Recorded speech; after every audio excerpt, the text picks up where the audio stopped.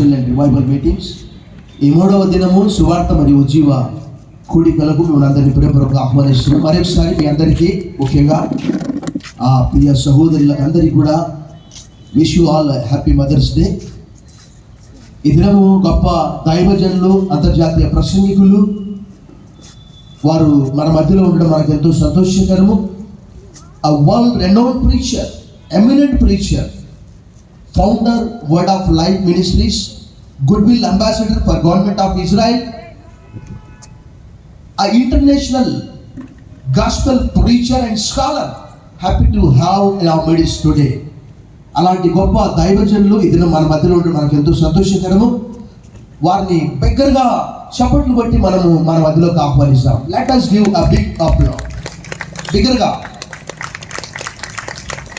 we welcome you, sir.